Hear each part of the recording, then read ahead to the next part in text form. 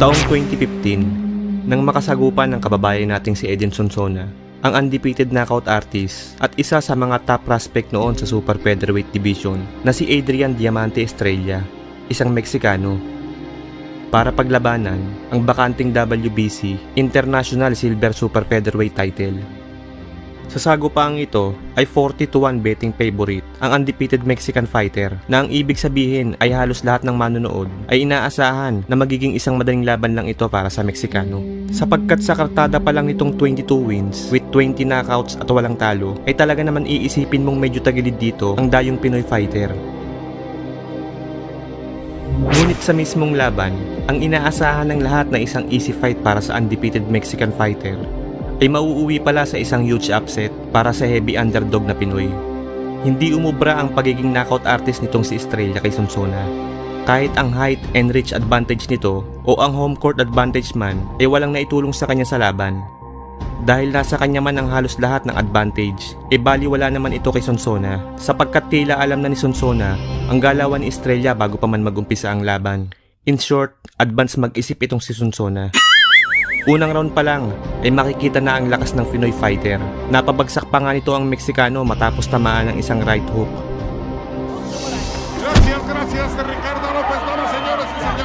Ngunit ang ruling ng third man in the ring ay nadulas lamang daw itong hometown fighter. Kung mapapansin nyo mga brad, ay halos puro wild power shots ang binabato nitong si Sona. Samantalang si Estrella naman ay panay lamang ang jab at tila maingat na nag-aabang ng pagkakataon upang makapagpatama ng isang malinis na counterpunch.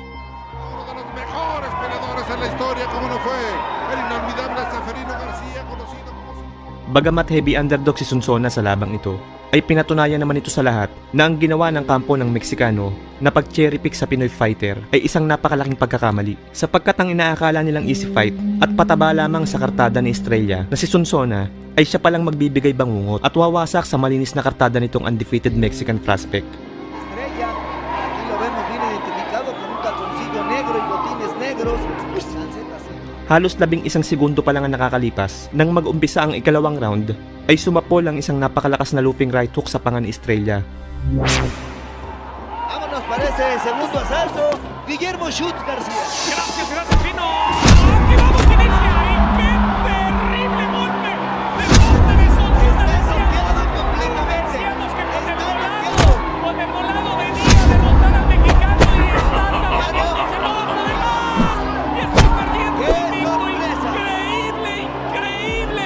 ¡Qué sorpresa se está dando aquí en San Luis Potosí! Decíamos, el Filipino vino a noquear al mexicano que estaba soltando puros volados de izquierda que buscaba conectar a Adrián Estrella. Gulat na gulat at tila hindi makapaniwala ang mga Meksikanong fans ni Estrella at napatayo pa nga ang mga ito sa kanilang inuupuan matapos bumagsak ang pambato nila sa lona. Sinubukan pa naman bumangon ni Estrella, ngunit sa kasamaang palad ay agad ding inihinto ng referee ang laban dahil sa tindi ng pinsalang natamo nito.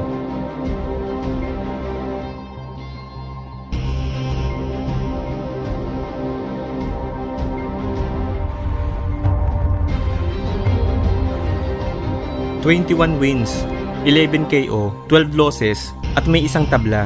Yan ang kasalukuyang kartada ng kababayan nating si Jan, na Disaster Jimeno. Sa unang tingin ay iisipin mong walang special sa fighter na ito at aakalain mong isa lamang itong talon ng boksingero dahil sa dami ng talo nito. Yung tipong ginagawang pan-tune-up na mga papasibol pa lamang na boxer. Pero san ka mga brad? Sabihin na nating hindi kagandahan ang record ng fighter na ito, pero walang boxer ang dapat magkumpiyansa pag siya ang kaharap sapagkat may kabigatan din ang kamao nito. Sa katunayan mga brad, kung ating babalikan ang naging laban niya noong taong 2016, sa binibuild up na 19-0 undefeated prospect noon ng top rank na si Toka Canclari, ay nagawa nitong maka-score ng upset. Ito ay matapos niyang inakaut sa unang round ang undefeated prospect. El peleador nacido allí en Monrovia y sobre todo la historia artística que ya mencionamos.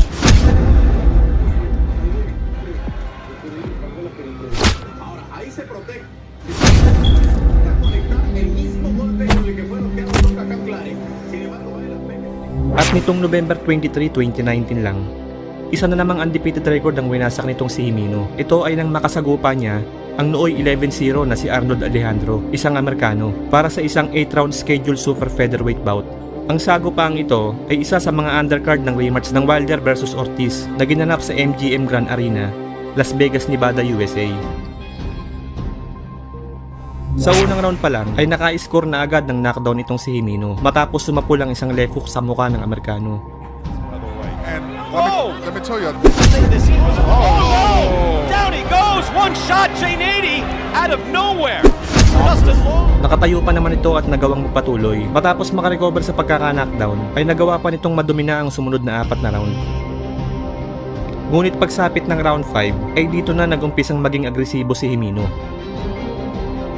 At sa hindi inaasahan, ay biglang nagpakawala itong si Jimeno ng isang solid right hook na tumama sa mukha ni Alejandro. Bagsak ang Amerikano.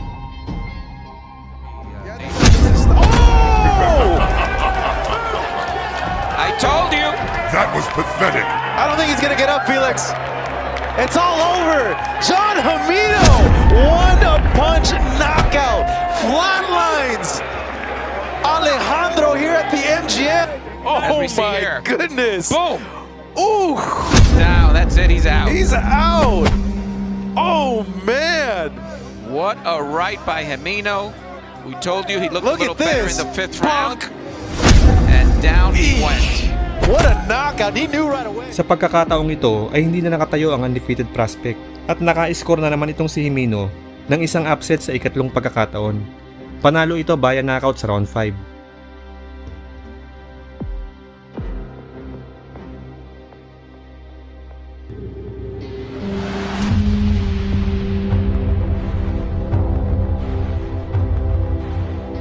I'm gonna do the same. I'm gonna go for knockout. I'm gonna punish my opponent. I just hope nothing bad gonna happen. He gonna walk out by his legs from ring, but I'm gonna destroy. I'm gonna smash him. Yan ang mismong sinabi ng unbeaten IBF title holder noon na si Vic the Raging Bull Darchinyan sa kababayan nating sinunito, the Filipino plus Donaire, bago ang kanilang sagupaan noong taong 2007. Ang ibig sabihin ni The Raging Bull dito, mga brad, ay matutulad daw si Nonito sa nangyari sa kuya niyang si Glenn Donaire, na kung ating matatandaan, taong 2006, naglaban si Glenn at Darchinyan, kung saan natalo si Glenn matapos itong sumuko sa ika-6 na round. Ito ay dahil nabasag ang panga nito sa kanilang laban matapos masiko noong round 3. And he shakes it afterwards, planting those good straight left hands, and that one came back and nailed. At mas lumala pa noong tamaan ng isang right straight noong round 6. There may have been a accidental clash of heads that created the jaw to be broken or the injury. And Tony Weeks said to Brandon, Samantala, isang taon lang ang nakalipas ay nabigyan ng pagkakataon si Nonito upang sumabak para sa isang world title fight. Ito nga ay nang harapin niya ang tumalo sa kanyang kapatid na si Vic Darchinyan. Sa labang ito ay hangad din ng Pinoy na maipaghiganti ang pagkatalo ng kanyang kuya sa kamay ng hambog na Armenian fighter. Mula super flyweight ay bumaba itong si Nonito ng timbang patungong flyweight para lang makalaban itong si The Raging Bull. Noong mga panahong ito ay bit-bit pa ni Darchinyan ang malinis na record na 28 wins, 22 knockouts at walang talo. Samantalang si Nonito naman ay may 17 wins, 10 knockout at isang talo lamang. Halimaw na maituturing sa flyweight division itong si Darchinyan noong mga panahong ito. Samantalang si Nonito naman ay hindi pa masyadong kilala at upcoming prospect pa lang. Kaya naman sa kanilang sagupaan ay heavy underdog ang Pinoy fighter. Ngunit pagdating sa mismong laban ay tila kabaliktaran ng nangyari sapagkat si Darchinyan ang nagmukhang dihado sa laban imbis na si Nonito. Unang round pa lang ay makailang beses nang kumonekta ang counter left hook ni Donaire sa mukha ni The Raging Bull. there's a nice left, counter left hook by Donaire. The trick for Donaire was to counter well as Darchinyan came in, and for the most part, he has... Ilang segundo bago matapos ang round 3 ay muli na namang kumonekta ang kaliwa ng Pinoy fighter at bahagyang nahilo si Darchinyan. Oh, there's a good left hand that staggered Darchinyan. Remember, he's never been hurt more twice in his career. Donaire, sensing the moment. Darchinyan battles back. Donaire marching forward. Pacing is another hard left hand to the chin by Donaire. Ironic that a left hook has been the big weapon for... Tapos na sana ang laban dito mga brad, ngunit kinulang na din sa oras kaya hindi na nagawang mag-follow up pa ni Nonito para tapusin ang kalaban. Kung sa mga previous rounds ay hindi tumatama ng malinis ang pamatay na kaliwang suntok ni Nonito, dito sa round 5 ay napuruhan na ng gusto ang Armenian fighter matapos kumonekta ng solid ang signature counter left hook nito sa mukha ni Darchinyan.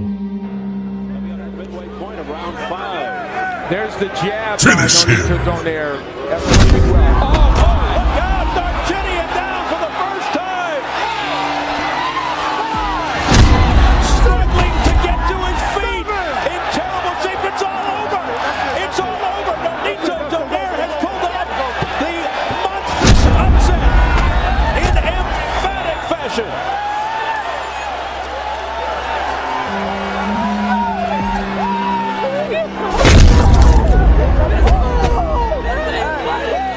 Fatality. Sinubukan pa namang tumayo ni The Raging Bull dito mga brad. Ngunit dahil na din sa tindi at lakas ng sinalo nitong suntok ay kitang wasak na talaga ito at hindi na kayang magpatuloy pa.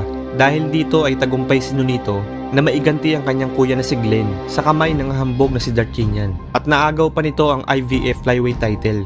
At ang matindi pa dito mga brad, dahil sa ganda ng knockout win nito ay tinanghal ito bilang 2007 Knockout of the Year at Upset of the Year ng The Ring Magazine.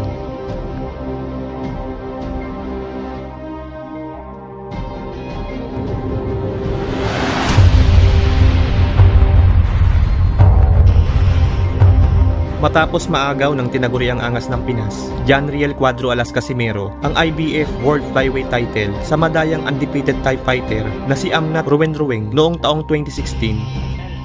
Here's the replay. Oh, look at that. And they traded hook. Counter left hook. Amnat's was blocked, but Casimiro's landed flush on the chin. And Look at then this. finally, the left hook to the body. Yeah. 1, 2, 3. Ay muli itong isinagupa sa isa pang undefeated fighter. At ito ay sa tiga UK na si Charlie Edwards, isang dating European bronze medalist na may malawak na karanasan pagdating sa amateur boxing, kung saan nagawa nitong manalo ng ilang gintong medalya sa Great Britain at English national competitions. 2015 nang mapasa kamay nito ang Regional English Flyweight title at matapos nito ay ang WBC International Silver Flyweight title nang talunin nito ang kapwa Briton na si Luke Wilton via unanimous. Noong mga panahong ito ay bit-bit pa ni Edward ang malinis na kartadang 8 wins, 3 knockouts at walang talo. Samantalang si Casimero naman ay may 22 wins, 14 knockouts at 3 talo. Ito ang unang pagdepensa ng Pinoy sa kanyang titulo.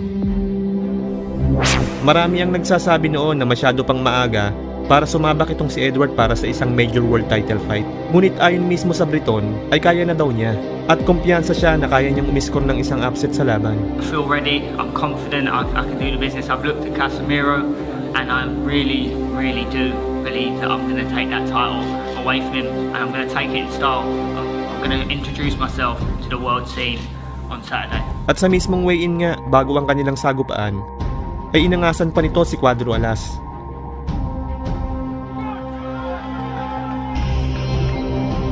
Makikitang sumesenyas ito at tila gustong ipahiwatig na maaagaw niya ang titulo sa Pinoy Champion pagkatapos ng kanilang sagupaan.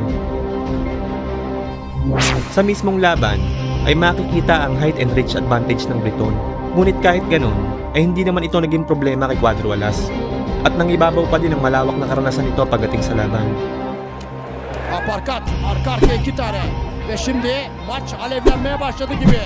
4. roundda. Şimdi bir aparkat. Arkasından yumruklar sert şekilde devam ediyor Filipinli boksör. İngiliz'i yakaladı gibi. Tecrübesiyle aslında ezmesi lazım. Şu ana kadar bunu göstermedi. Ağırlığını koysa maça ciddi pozisyonlar yaratabilir. Sa round 10 ay dito na naglaho ng tuluyan ang pangarap ni Edward na maging isang world champion matapos sumapul ang isang napakalakas na counter left hook sa panga nito. Koşa geldi. Tam kulak dibine. Aparkat tutmadı. Ve bir sol koşu. İnanılmaz bir sol koşu. Ve İngiliz boksör ayağa kalkamıyor. Fena yıktı. Tumayo pa naman ito at muling lumaban. Ngunit hindi na siya binigyan ni Cuadro Alas ng pagkakataon upang makarecover at agad ding tinapos ang laban.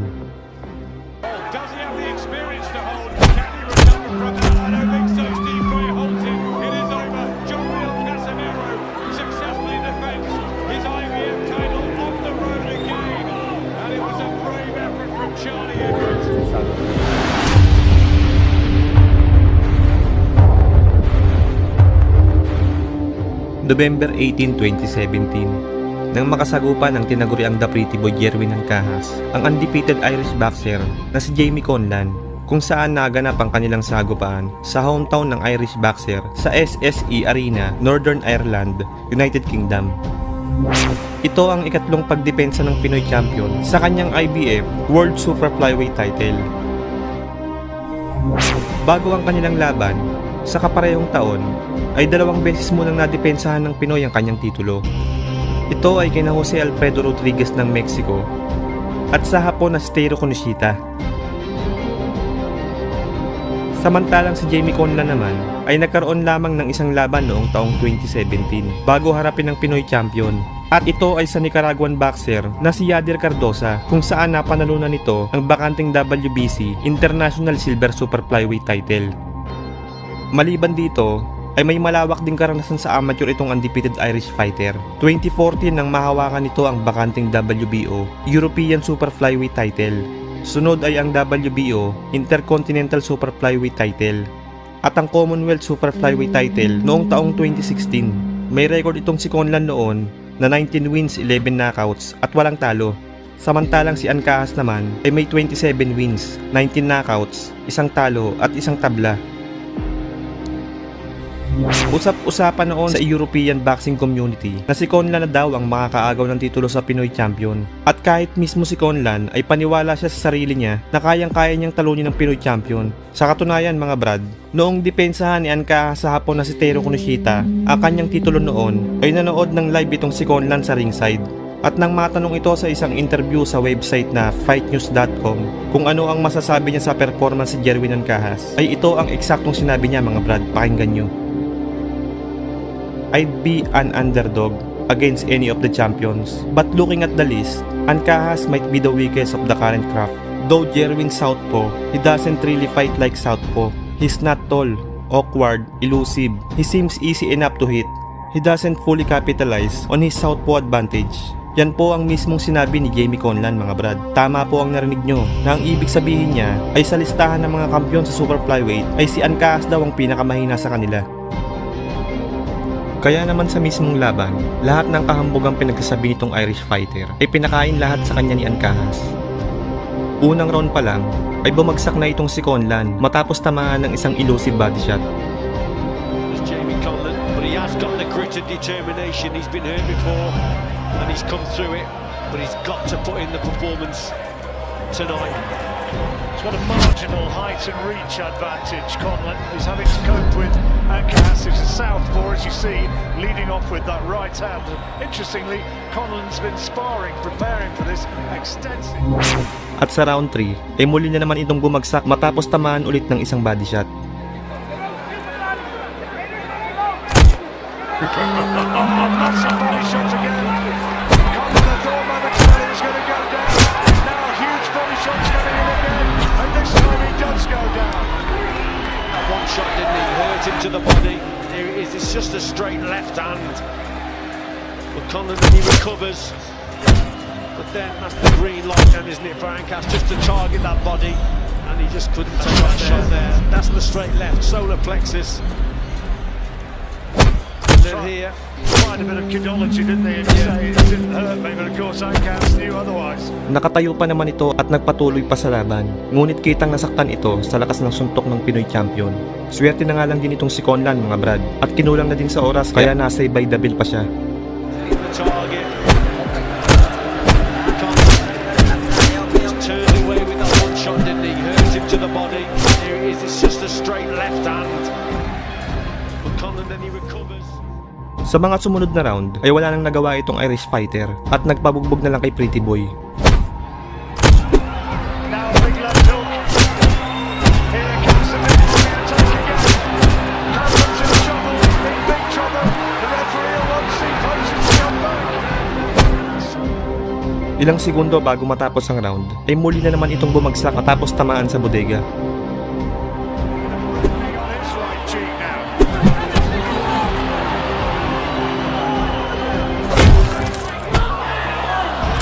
Once more the body shots.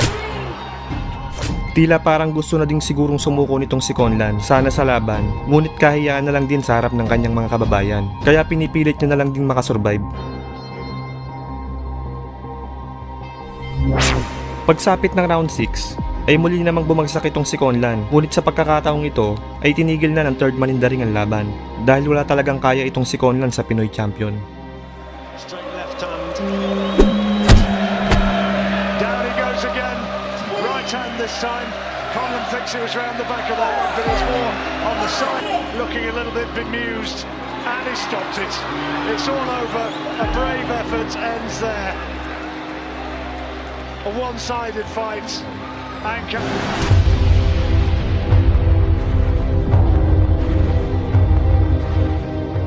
Taong 2015, nang maganap ang pinakaunang laban sa bansang Amerika ng kababayan nating undefeated prospect na si Mark Magnifico Magsayo upang depensahan ang kanyang IBF Youth Featherweight title sa kapwa undefeated na si Yardley Armenta Cruz o mas kilala sa alias na Yardley Suarez, isang Meksikano. Ang labang ito ay isa sa undercard sa main event ng sagupaang Donny Ahas Nietes versus Juan Alejo ng Mexico na pinamagatang Philippine versus the World ng Pinoy Pride 33. Noong mga panahong ito ay may kartada pa lang si Magsayo na 11 wins, 9 knockouts at walang talo. Samantalang si Suarez naman ay may record na 13 wins, 8 knockouts at walang talo. Kung mapapansin nyo mga brad, ay halos hindi nagkakalayo ang kartada ng dalawang fighter na ito. Medyo lamang lang ng konti itong Meksikano pagdating sa experience. Kaya naman marami noon ang nagsasabing big test talaga ito para sa Pinoy fighter at hindi ito magiging isang madaling laban sapagkat may lakas din talaga itong si Suarez. Idagdag mo pa ang tapang at angas nito sa ibabaw ng ring. Kung atin nga babalikan bago ang kanilang sagupaan, sa kanilang press conference ay nagpahayag itong si Suarez ng isang matinding statement na siya daw ay nangangako na inanakot niya raw si Magsayo sa second round ng kanilang laban.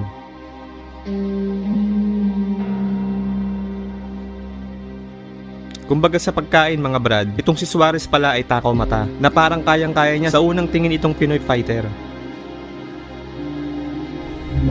Ngunit ang hindi alam nitong si Suarez ay tila nabiktima pala ito ng sinasabi nilang expectation versus reality sapagkat ang expectation nito sa laban ay ito. It looked like a punch to me. I want is Just keeping him off. the distance from here on. Ngunit ang reality ay kabaliktaran pala sapagkat siya pala ang mananakaut sa laban imbis na si Magsayo. At ang matindi pa nito mga brad ay nangyari ang nakakahiyang unang pagkatalo nitong undefeated Mexican fighter sa first round. Halos 1 minuto pa lang ang nakakalipas sa laban nang biglang magpaulan itong si Magsayo ng malang machine gun na kombinasyon. Bagsak agad si Suarez mga brad. Nasasaktan. But you have to be aware kasi malakas dito si Suarez. His record good overhand down. Wow, what a move. What a push. Magsayo! A flurry and that was a good combination. Suarez is down. Unang down pala. Wow, I'm very impressed with Nakita mo yung power. Tsaka yung tahimikan. Gulat na gulat ang Meksikano sapagkat hindi niya inaasahan na ganito pala kabagsik ang kamao ng Pinoy pagdating sa laban. Bumangon pa naman itong si Suarez mga brad. Ngunit sa pangalawang pagkakataon ay nagpaulan na naman itong si Magsayo ng malang machine gun na kombinasyon. Finish him! Ito, ataw! Wala si Magsayo! Oh gosh. This is the uppercut. Second fight. Wala. Fight. Wow, I am very impressed with Magsayo right now.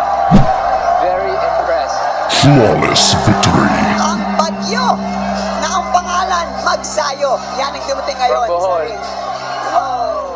Dahil dito ay tagumpay si Magsayo na madepensahan ng kanyang IBF Youth Featherweight title. Samantalang si Suarez naman ay umuwing luhaan pabalik ng Mexico. I win.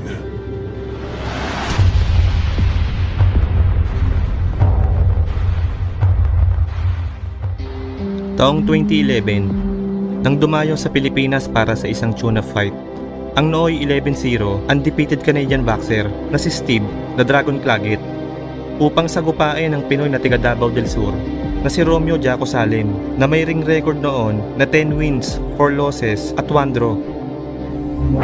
Ang kanilang sagupaan ay naganap sa Cebu City Waterfront Hotel and Casino para sa isang 8-round junior welterweight bout. Sa labang ito ay kumpiyansa ang kampo ng tinaguriang The Dragon na gagawin lamang nitong pataba sa kartada ang Pinoy fighter. Dahil maliban sa pagiging undefeated nito ay mayroon din itong mataas na level ng ring experience pagdating sa boxing. Naging ka-sparring mate nito ang nooy former undisputed welterweight champion na si Sab Judah. Napakalaking bagay nito mga brad para sa isang baguhang prospect pagdating sa experience at tiyak na madami itong natutunan sa kanilang mga sparring sessions. Maliban sa unbeaten record at experience nitong si Claggett ay idagdag mo na din ang angas nito sa katawan.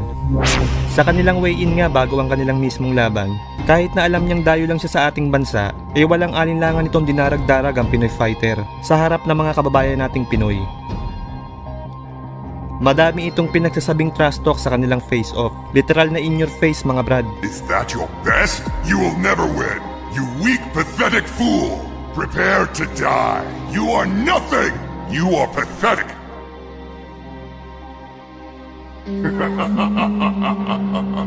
Ngunit kahit ganon, okay lang. Baliwala naman ito kay Jaco mga brad, sapagkat hindi naman niya ito naiintindihan kasi English. Pagdating sa mismong laban, early rounds pa lang ay kita na agad ang kalamangan ng Canadian fighter. Pagdating sa palitan ng mga suntok, aggressive in-fighting style ang laro nitong si Claggett mga brad. Samantalang si Jaco naman ay tila nangangapa pa sa estilo ng kalaban.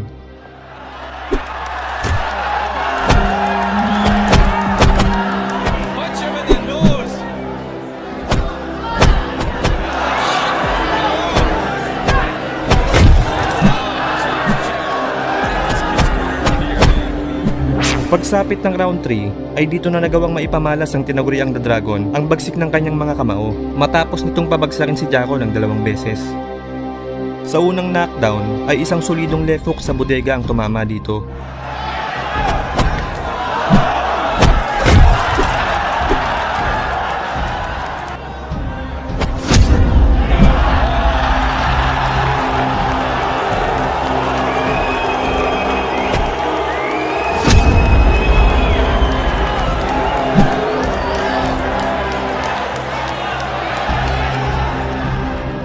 Ilang sandali lamang ang nakalipas, sa ikalawang pagkakataon muli ay isa na namang left hook ang kumonekta sa katawan ng Pinoy fighter.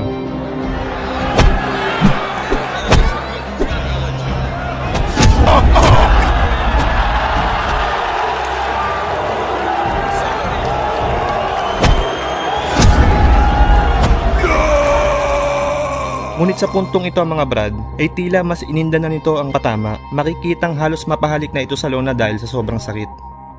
Ngunit sa kabila ng tinamo nitong pinsala ay dito ka bibilib sa puso ni Jaco Salem pagdating sa laban. Dugong Pinoy talaga mga brad. Dahil imbis na sumuko ay bumangon ito at patuloy na sinabayan ng lakas ng dayong undefeated. Sa later rounds ay dito na nakabawi ang Pinoy. Kung mapapansin nyo mga brad ay nagbago ng estilo itong si Jaco. Imbis na makipagsabayan sa laro ng Canadian ay gumamit ito ng distansya. Nag-in and out boxer type ang galawan itong si Jaco na naging sobrang epektibo sa laban. Dahil dito ay unti-unti nang nasira ang laro ng tinaguriang The Dragon at pumabor na ang pace ng laban sa Pinoy fighter.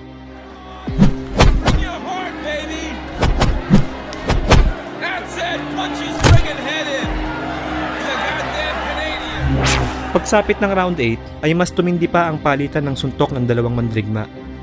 Pero sa mga huling minuto ng round ay mas nanaig pa din ang lakas ng Pinoy sapagkat hindi na nito pinaporma ang tinaguriang The Dragon.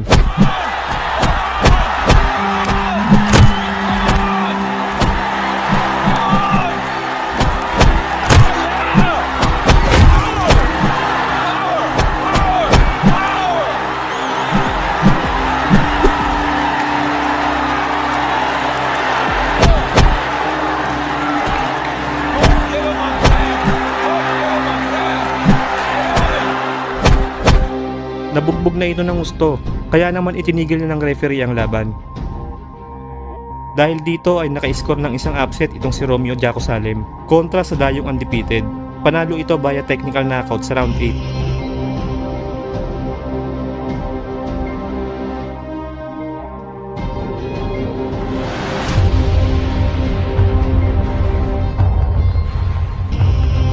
November 2014, nang makasagupan ng ating pambansang kamao Manny Pacquiao, ang isang matangkad na Amerikano at nooy undefeated WBO Junior Welterweight Champion na si Christopher Mark Algieri, o mas kilala bilang Chris Algieri, na isang former undefeated welterweight at super welterweight karate and kickboxing champion bago pa man niya pinasok ang mundo ng professional boxing.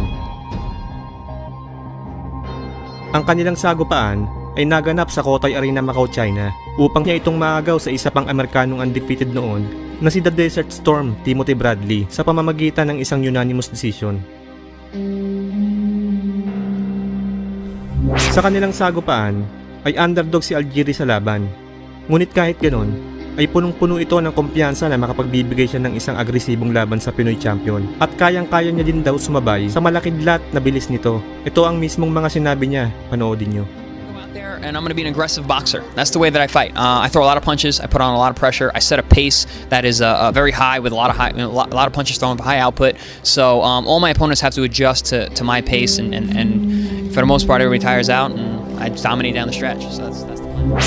At nabanggit din ito mga Brad sa isang interview, kahit daw sa tinalo ni Pacman bago ang kanilang laban na si Timothy Bradley ay siya daw ang mas angat pagdating sa bilis.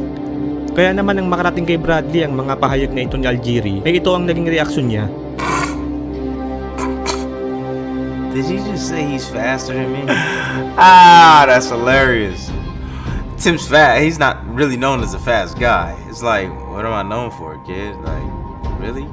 Like, really? Fat? Ah, man. He gonna learn November 22nd, you know, what fast is all about. Manny Pacquiao, lightning fast feet, reflexes, angles. He gonna see what that's like. He definitely is. Good luck to him though, man.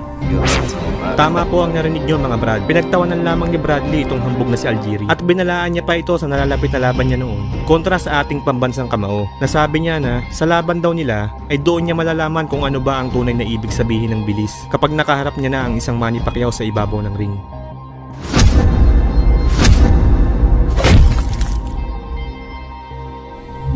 Kaya naman sa mismong laban, ito na nga mga Brad.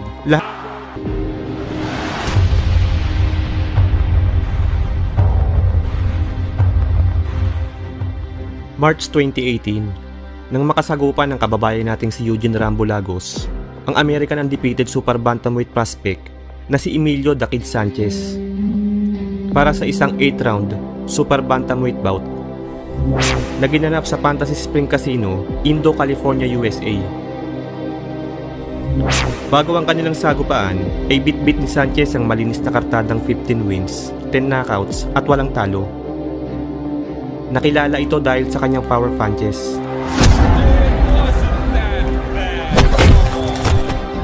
At sa kakayahan nitong tumapos agad-agad ng kalaban.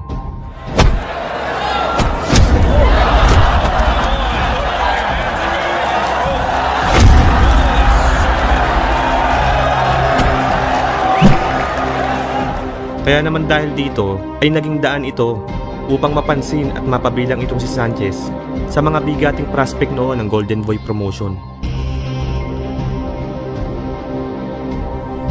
Samantalang ang kababayan naman nating si Eugene Lagos ay kagagaling lang noon sa isang talo at may hindi kagandahang record na 12 wins, 7 knockouts at 5 talo.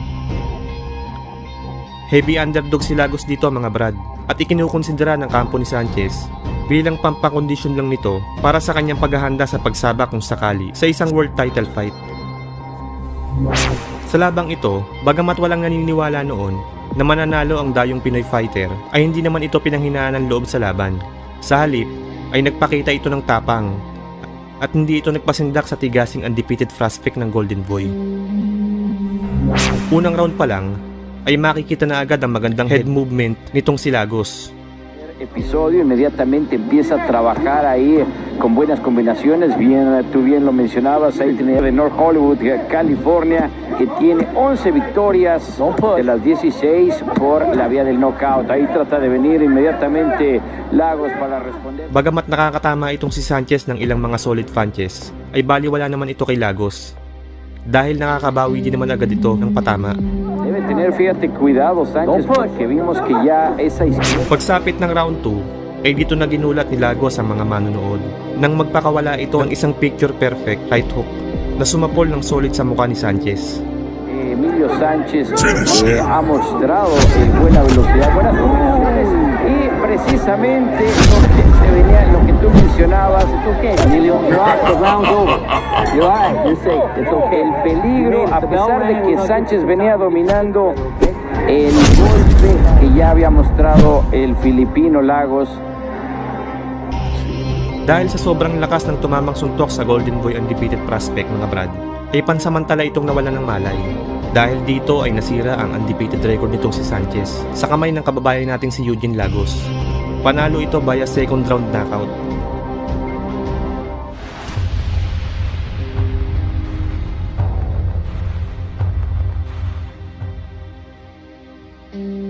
Ang tinaguriang asukal ng Ala Boxing Promotion na tubong Bacolod City, Negros Occidental na si Genesis Serbania ay isa sa mga bigating prospect noon ng Philippine boxing na talaga namang sinubaybayan ng mga Pinoy boxing fans.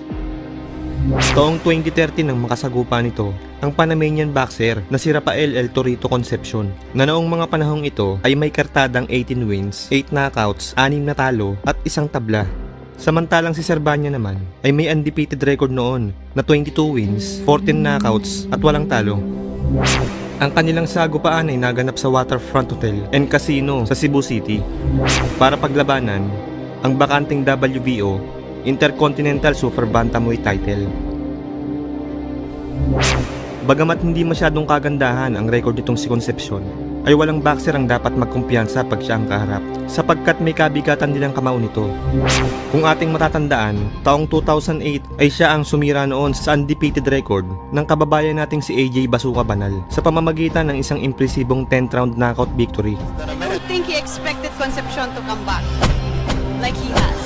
Oh, the hard right. Oh, and that is down. Knockdown. Bounced off the ropes with the right hook. Knockdown. Straight, and Banal looks over to his corner, tells him to pause, and he's down. Oh no! Oh, It's over. And Rafael Concepcion coming back Victory here. from tremendous. Nasundan pa ito na isa pang laban sa isa pang Pinoy fighter noong 2009 na kung saan pinahirapan naman ito ang kababayan nating si Nonito Donaire na bagamat hindi man pinalad makuha ang panalo ay nagpakita naman ito ng tibay sa laban.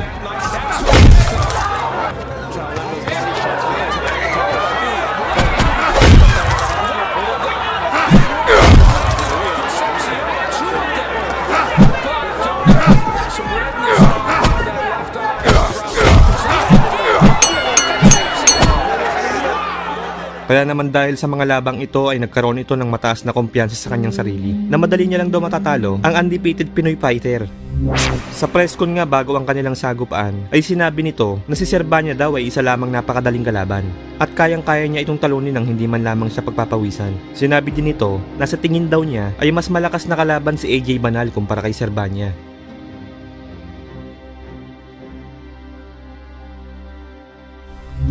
At ang matindi pa nito mga brad, ay nagdala pa ito ng unan sa kanilang presscon at sinabing kakailanganin daw ito ni Serbania kapag pinatulog niya na ito sa laban. Dahil dito ay mukhang hindi nagustuhan ng Pinoy fighter ang mga kahambogang pinagsasabi ng dayong kalaban.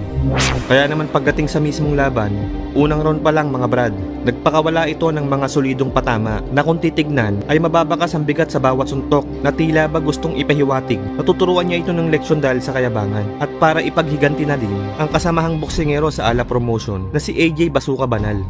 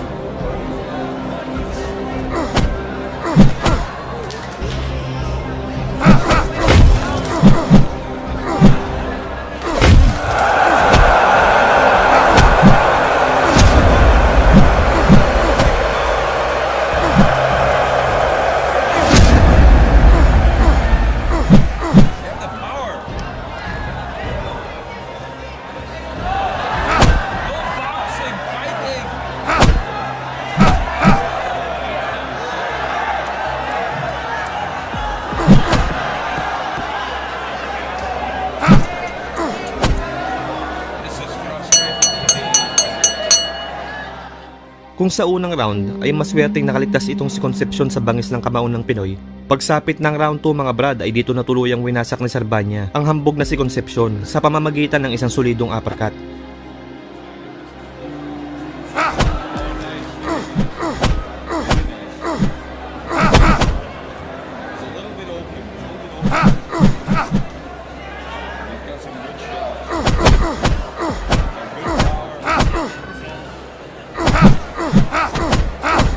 Finish him.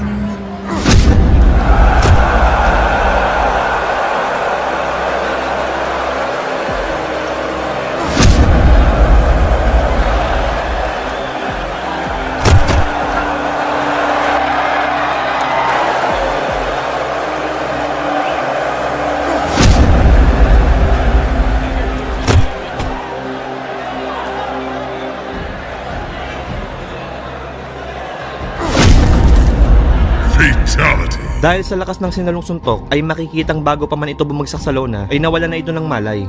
Kaya naman dahil dito ay agad itinigil ng third man in the ring ang laban. Instant karma ang sinapit ni Concepcion dito mga brad, sapagkat lahat ng mga pinagsasabi niyang hindi maganda kay Sarbanya ay sa kanya pala mangyayari. Kaya naman sa puntong ito ay tila napagtanto na ni Concepcion na isa palang napakalaking pagkakamali ang insultuhin at maliitin ng Pinoy pagdating sa laban.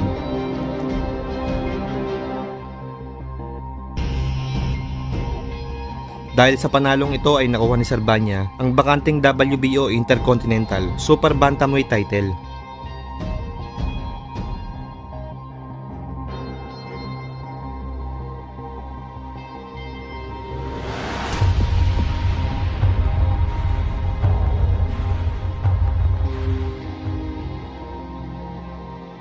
February 4, 2012, nang makasagupa ng kababayan nating si Nonito Donaire, ang mayabang na Puerto Rican boxer na si Wilfredo Papito Vasquez Jr., anak ng former 3 Division World Champion na si Wilfredo Vasquez Sr. para paglabanan ang bakanting WBO World Super Bantamweight title. Ang labang ito ay isa sa mga undercard at co-main event noon nang sagupa ang Julio Cesar Chavez Jr. at Marco Antonio Rubio na ginanap sa Alamo Dome, San Antonio, Texas, USA. Hindi basta-bastang boxer itong si Vasquez mga brad, dahil pagdating sa punching power at counter-punching skills ay isa din itong si Vasquez sa maituturing na pinakamalakas at pinakamahusay noon sa Super Bantamweight Division.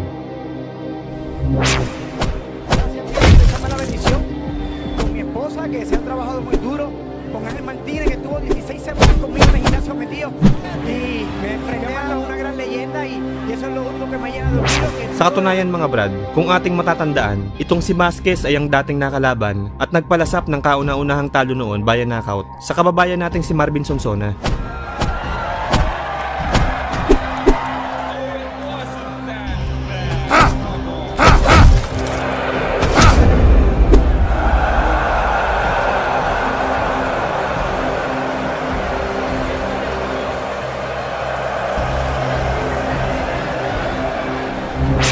Sa kanilang sagupaan ay may impresibong record si Vasquez na 21 wins, 18 knockouts, isang tabla at isang talo.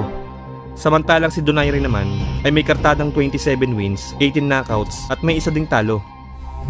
Sa press con bago ang kanilang weigh-in ay mababakas ang pagiging bastos at kahambugan sa katawan nitong si Vasquez. Sa kanilang face-off nga ay inalis nito ang sombrero ni Nonito, pagpapakita ng tanda na hindi nito inirespeto ang Pinoy champion. That was pathetic! You will never win! You weak, pathetic fool! Prepare to die! You will never win! Prepare to die! Idagdag mo na din sa kahambugan ang asawa nitong si Vasquez na nagawa pang mag-post sa kanyang social media account na kesyo takot daw itong si Nonito sa kanyang asawa. Kaya naman dahil dito, ay halos naging personalan na ang kanilang sagupaan. Ayon mismo kay Nonito, ay wala na siyang pakialam sa kikitaing pera at maging sa paglalaban ng Beltman. Dahil simula ngayon daw, ay ang tanging gusto niya ay inakaut si Vasquez. Pagdating ng mismong laban, sa mga early rounds, ay naging kontrolado ni Donaire ang face ng laban. Bawat bira ay tila gusto na talagang wasakin ng maaga si Vasquez.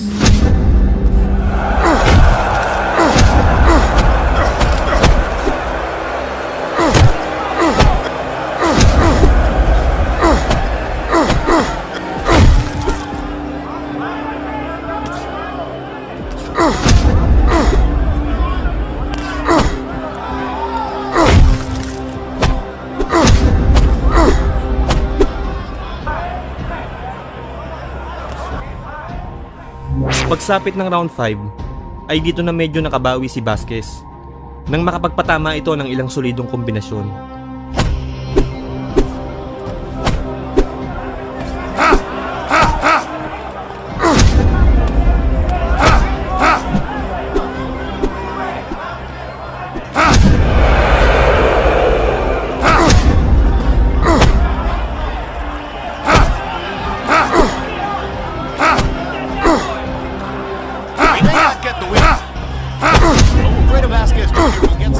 Sa round 9 ay dito na natikman ni Vasquez ang kanyang kauna-unahang knockdown sa kanyang buong professional boxing career. Matapos itong tamaan ng isang solidong uppercut na sinundan pa ng isang left hook. Larry,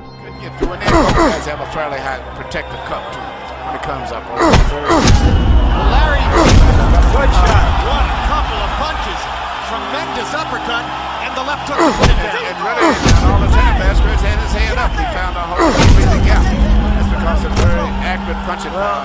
First time Wilfredo Vasquez Jr. has been down in his professional career. And there we saw some signs of that quick-handed power.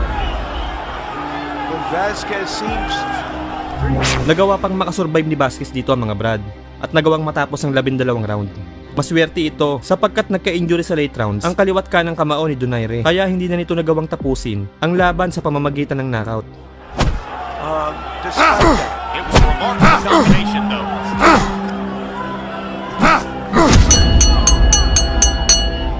Ganun pa man ay nakuha ni Donaire ang panalo via split decision. Nonito, the Filipino Flash Donaire.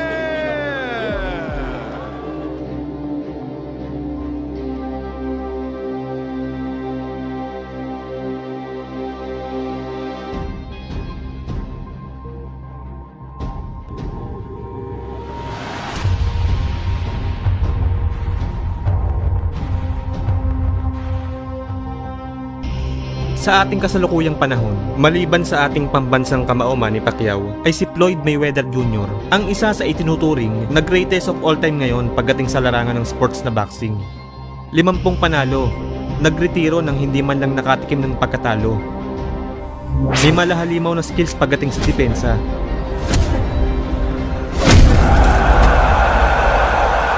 Kaya naman kahit sinong kalaban ay hirap kapag siya ang kaharap.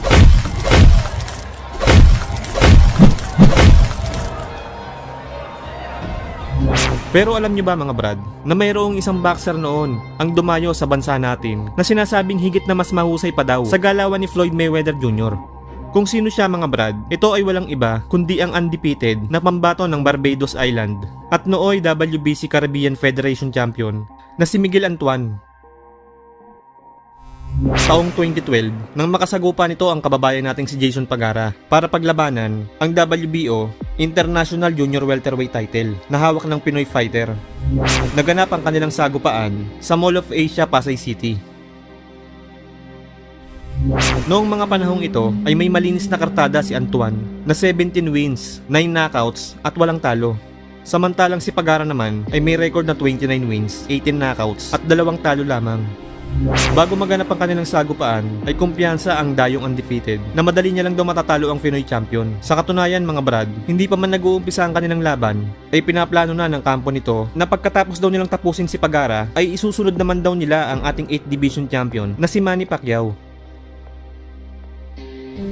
Sinabi din nito na hindi pa daw nakakasagupa itong si Pagara ng dekalibring boksingero na tulad niya. Kaya naman sa tansya daw niya ay malabong umabot ng 12 rounds ang kanilang laban. Dagdag pa nito ay kuwang-kuha daw niya ang galaw ni Floyd Mayweather Jr. Ngunit ang kaibahan nga lang daw ay mas mabilis at di hamak na mas malakas siyang sumuntok kaysa kay Mayweather. Easy fight lang daw itong si Pagara mga Brad. Ngunit pagdating sa mismong laban, unang round pa lang ay tila naging alarm clock na ang mga kamao ni Pagara dahil sa lakas ng patama na gumising sa malalim na panaginip nitong Barbados fighter. Halos 1 minuto pa lang ang nakakalipas nang sumapol ang isang left hook sa may bandang temple ng ulo ng dayong undefeated. 18K. Oh, good left. He hurt him. He hurt him with that left. Sa lakas ng suntok na tumama dito, ay tila bahagyang natauhan itong si Miguel Antoine na iba pala talaga ang Pinoy fighter kapag mismong kaharap mo na sa ibabaw ng ring. Seryoso ka talaga to. Dalawa. earlier in the locker. So he was speaking to their psychologist na talk to them para sa Does a good straight for Antoine. Barbados, hindi play cricket, but he looks like a fairly decent boxer. He is a very decent boxer. Makikita mo marunong sa mag-counter eh. Yeah, look at that They're muscle. very evenly, no? They're very evenly. Yung style nila eh. Marunong mag-counter. They're not overly fast. Halos 30 segundo bago matapos ang round 1 ay dito na sumapol ang malahalimaw na kanan ni Pagara sa mukha ng dayong undefeated. Philippines in red. Barbados naka-blue. The crowd is liking this fight. High down. Running with the left. Knockdown para kay Pagara from the Philippines. I guess he's not better than Pacquiao or Mayweather, no? Wala na eh. It's it. It's over. First round. Oh. Wow. So, madaling. I thought it was gonna be closer than that. Sabi niya, he wants to challenge Pacquiao, and sinabi niya, he's better than Mayweather. Oh, the weather was something wrong with the weather. Sa sobrang lakas ng tumamang suntok ay nahilo ito ng gusto at hindi na nagawang bumangon pa. Dahil dito ay tuluyan na nga nagising itong sinasabi nilang the next Mayweather Jr. sa kanyang mahimbing na pagkakatulog at ang pangarap niyang mega showdown sa ating pambansang kamao ay naglaho ng parang bula. Ang inaakala niya kaninang isang pusa lamang na Pinoy fighter ay isa palang mabangis na leon pagdating sa ibabaw ng ring. Dahil sa sobrang kayabangan ay nauwi sa isang masaklap na kahihiyan ang sinapit ng dayong si Antoine sa kamay ng Pinoy. Kaya naman matapos matalo kay Pagara mga brad, ay tila inalat na ang boxing career nitong si Antoine. Nagkaroon pa ito ng 3 sunod-sunod na laban na lahat ay puro talo. Kaya naman tuluyan na itong nagretiro sa boxing.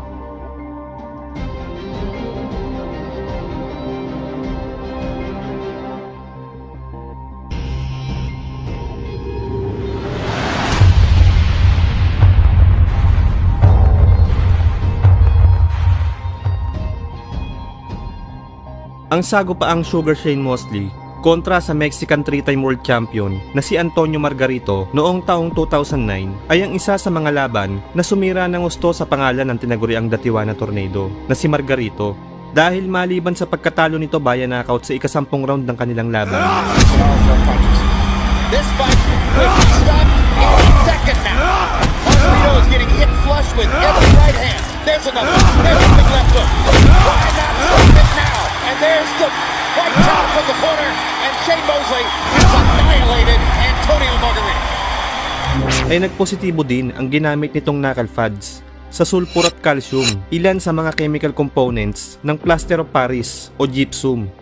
Bawal ito sa boxing mga brad, sapagkat kapag nabasa ito ng pawis ay tumitigas ito gaya ng sa semento. Kaya naman ang resulta, nasuspinde ng California State Athletic Commission si Margarito at ang trainer nitong si Javier Capetillo. Dahil sa pangyayaring ito, pati ang naging magandang panalo niya noon kontra sa nooy undefeated pa na si Miguel Cotto There's no point in Kenny Bayless allowing this to proceed. It's over. It's over. And Evangelista Cotto's gonna throw in the ay na-question tuloy ng mga boxing fans na kesyo baka daw ng daya din ito kaya siya nanalo sa laban. Kaya naman upang makabawi sa sinapit na kahihiyan at para na din ma-restore ang kanyang pride bilang isang boxer ay muli itong nabigyan ng pagkakataon para sumabak para sa isang bigating laban. Taong 2010 nang makasagupa nito ang nooy pound for pound at prime version ng ating pambansang kamao Manny Pacquiao. Ang kanilang laban ay naganap sa Cowboy Stadium, Arlington, Texas, USA para paglabanan ang bakanting WBC Super Welterweight title. Bago maikasa ang kanilang laban, ang makakasagupa sana dito ni Pacman mga brad ay si Floyd Mayweather Jr. Ngunit hindi po ito natuloy matapos hindi magkasundo sa negosasyon. Kaya naman mula 147 pounds welterweight division ay umakyat na lang ito ng 154 pounds junior middleweight division upang harapin nga itong si Antonio Margarito. Sa sagupaang ito ay hangad ng ating pambansang kamao na maging isang 8 division world champion. Samantalang itong si Margarito naman ay upang maibalik ang kanyang nasirang pangalan sa boxing dahil naniniwala ito na kung matatalo niya ang Pinoy champion ay makakalimutan na ng mga tao ang mga pandarayang kanyang ginawa at ang tanging maaalala na lang nila ay kung papaano niya winasak si Manny Pacquiao. Sa kanilang bakbakan, bagamat underdog itong si Margarito mga brad, ay kumpiyansa ito na makaka-score siya ng isang upset sa kanilang laban. Marahil iniisip niya siguro na masyado siyang malaki kumpara kay Pacman. Bago ang kanilang sagupaan, bagamat alam naman itong si Margarito na hindi pa natatalo sa kanyang huling 12 laban ng ating pambansang kamao, kontra sa mga mas malalaking kalaban gaya nila Oscar De La Hoya, Miguel Cotto, at Joshua Clottey.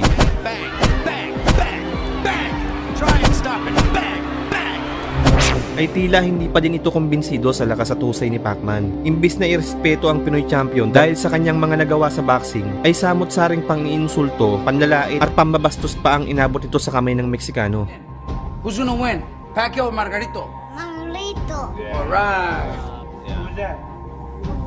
No, this guy. Es puto Pacquiao. Así es. Kaya naman pagsapit ng mismong laban, lahat ng mga pinagsasabing hindi maganda nitong si Margarito kay Pacman ay ipinakain niyang lahat sa kanya. Sa mga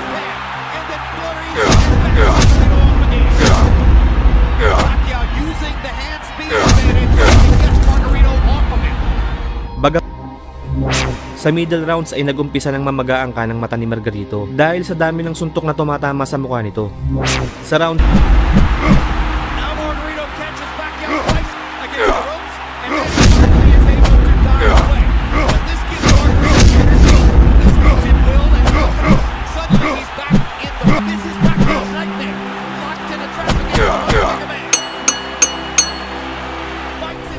Sa late rounds ay dito na bumawi ang ating pambansang kamao nang magpaulan ito ng sunod-sunod na kombinasyon na naging dahilan upang mas lalo pang lumala ang pinsala sa kaliwat kanang mata ni Margarito.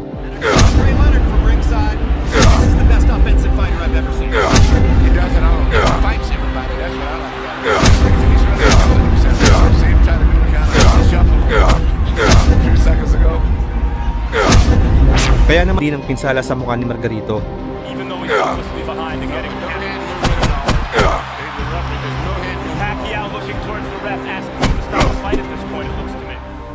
Matapos ang 12 rounds ay nakuha ni Manny Pacquiao ang panalo via unanimous decision.